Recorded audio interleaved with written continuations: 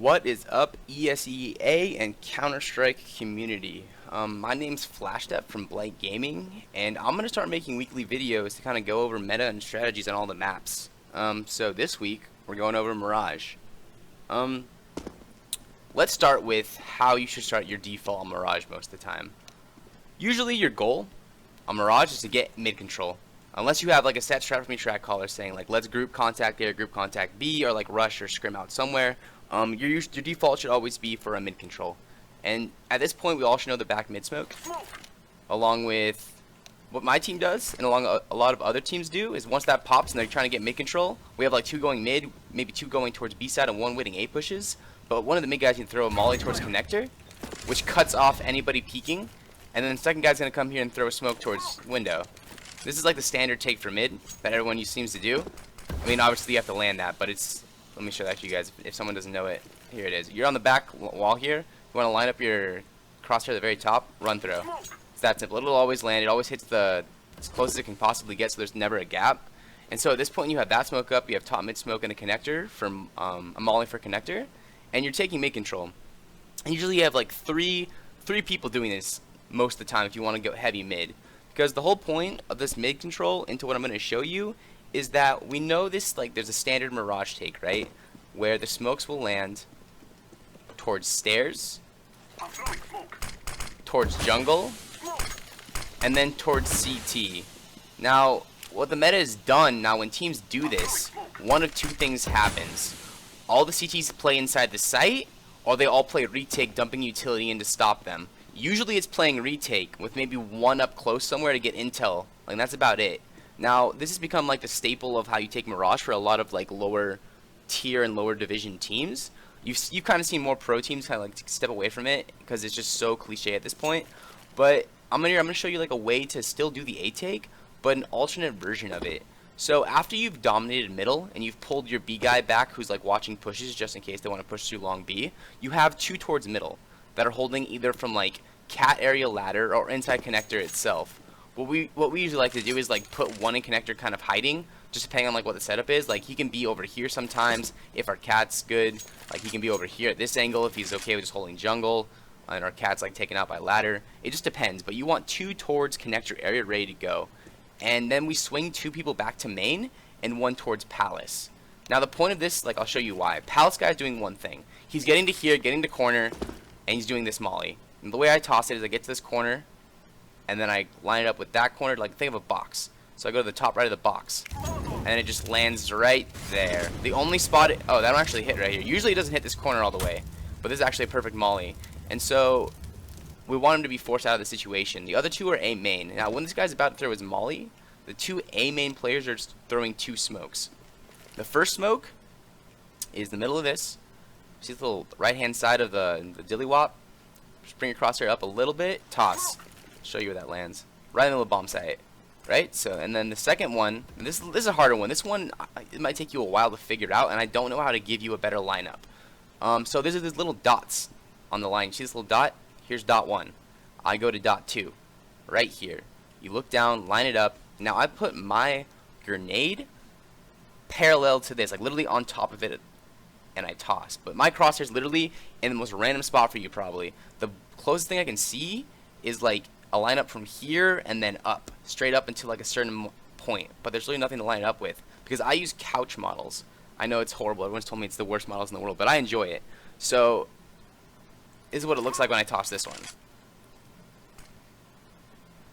Now with that up, the middle bomb side up, you have your connector guys have nothing to look at other than like towards CT, right, or triple.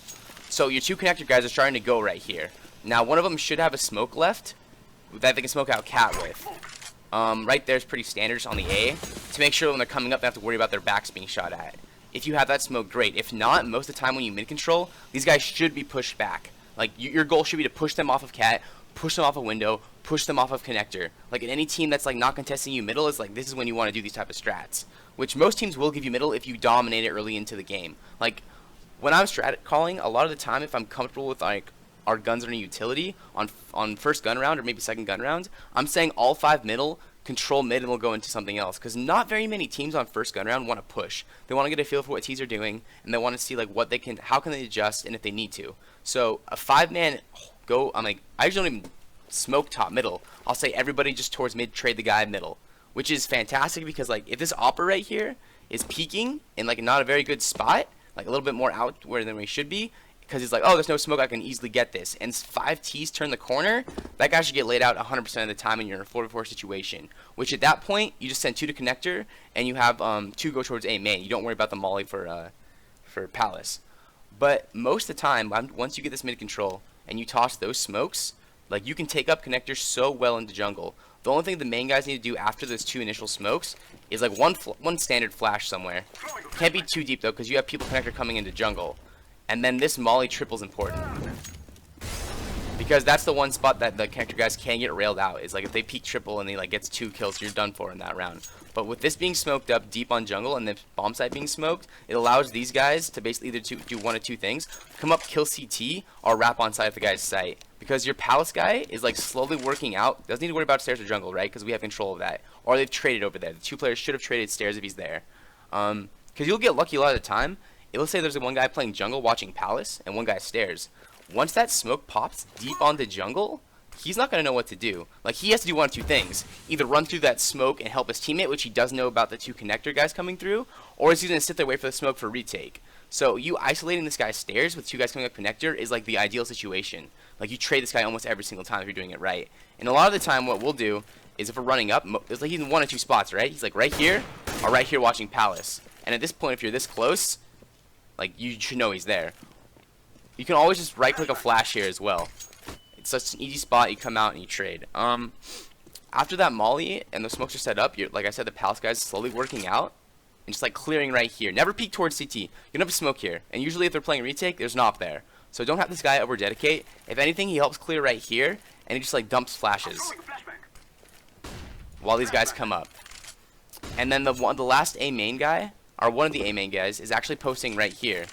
Because most of the time, like on standard Mirage take, when you have the 3 smoke take, 1 towards CT, 1 towards jungle, and 1 on stairs, you don't want people going Tetris. And that's actually a huge thing for a lot of teams, is they'll send people Tetris to sit there and try to get trades, quote unquote, but it's the worst play in the game. And that's what makes it like a really good team versus a really bad team, is sending people Tetris on Mirage standard take and they're just sitting here. It's useless. You need to get into site. All 5 of you should be wrapping the site, getting into site, and clearing it. Not having, if anything, you have an opper sitting there with like his bazooka out, ready to go on a trade. Because like an opper running into site, okay, not that good. Like, he can be watching the jump up here, or can like be watching for the run through on stairs. Because like a lot of teams' reaction, if they want to like cause chaos and don't want to retake, this smokes up, right?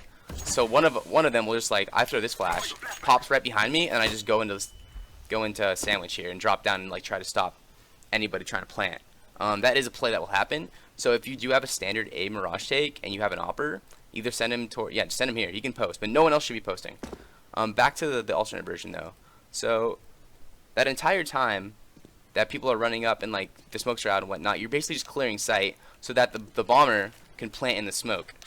If you know they're dominated at cat, this is a better plant because you can plant for like everything almost, like way more towards jungle and connector. But a lot of the time, if you're not sure where they're at, you're planting in this smoke. Because once you clear sight, no CT player is gonna run up and try to spam this smoke. It's too deep. It's too crazy. He's gonna be playing retake at this point. So that's all I really wanted to show this week, and I'm gonna start making more and more videos with like kind of alternate strats based around like your defaults, because I think some of the best teams, the best players, they set up these really nice defaults of waiting pushes, and then they play off of those defaults into different strats that teams don't expect. It's all about adapting. It's Pro Counter-Strike at the top levels is about adaptation and how many misplays you give up. Everybody when they get to that level should know how to aim and should have the critical thinking ability to like be able to make most good decisions. But that's where the best teams make it and the other teams don't, between decision-making power. And if teams are making more misplays than the other team, they're usually going to lose. So, yeah, again, my name is FlashStep from Blight Gaming. I'm going to keep on making videos week to week. I hope you enjoyed that one. Thanks.